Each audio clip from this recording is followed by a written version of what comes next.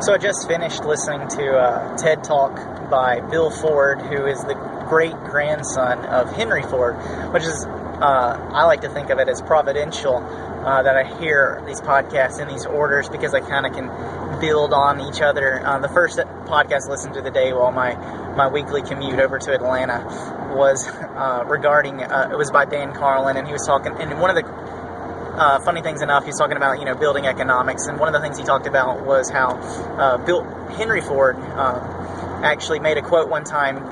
Someone asked him, Henry, why do you pay your employees so well, your assembly line employees so well? And he said, well, I want to make sure that I have, that my employees can buy the cars that they build. And then, of course,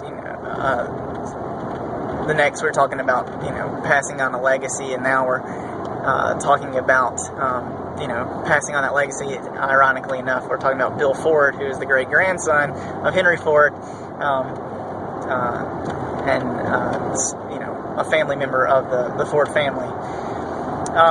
So anyways, in that podcast, he was talking about global gridlock, the inevitable problems that we're facing with as the population continues to grow, that by they don't give it an exact year, but at some point in the distant future, and all scientists or whatever articles, they all say 9 billion people is going to be the maximum number of people that we can maintain on this earth, due to all the problems that it will create, either to lack of resources, lack of materials, lack of efficiency, lack of food, all the many problems, I guess, that you face when you have, 3 or 4 billion more people than we currently have, which I guess is like 6 or 7.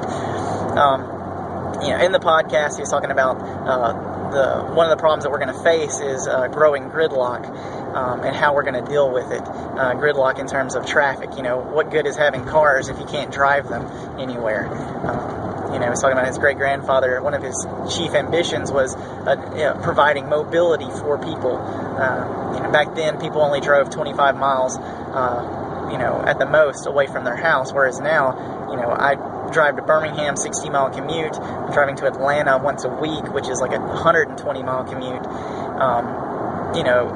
And speaking of gridlock, this is Atlanta. This is one of the worst traffic areas in the world. And one of the reasons why I moved from Atlanta was because of the fact that I found myself spending 2.5, 3 hours of my life a day just sitting in traffic, which is ridiculous. And I thought that was bad, but Bill gave the example that in China, they actually, the average commute time a day is 5 hours. That's 2.5 one way just to get to your office. I can't imagine. I would go crazy if I had to sit in traffic that much. I mean, if I show you this right now, this is what I'm running into right now, and this is actually moving really, really well in Atlanta.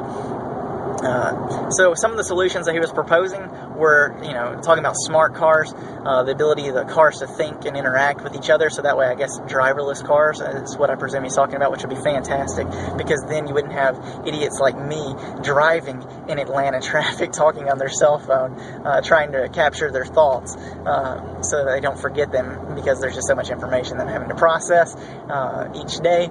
But anyways, so, yes, smart cars would be great. I would love to not drive. More importantly than that, it's the year 2011. Where's my flying car? So these solutions aren't going to solve themselves. We obviously don't have flying cars. We obviously don't have smart cars that can drive themselves yet, which is really sad, which was surprising too. He also told us that in Abu Dhabi, I'm not exactly sure where that is, which is really a shame, but they actually already have smart cars that can drive themselves, or at least are self-aware cars that know which routes to take and offer feedback, I guess, to the drivers. If they really are fully self-driving cars, then it's really a shame that we don't have those here in America yet. And I would presume it's probably because of the legality, which I'd heard on another podcast is the primary reason why we don't have it yet. It's not that we don't have the ability, because Google's already proven that you can make a car that can drive itself. It's just that you have legal hang-ups as to, well, what about the safety and that kind of problem, which is understandable, but at the same time, you're going to have more of this each day, and you're going to have more accidents because of people like me who are, wanting to make the best of the time that they have, and just sitting here doing nothing is not a good way to spend my time. So, this is, I guess, a way of saying it was a good talk, and encouragement to others that these solutions aren't going to solve themselves, and that you need to, get into engineering and get into finding ways to come up with solutions rather than being like me a lot of times and just bitching about the problems that we have in our world today. So thank you.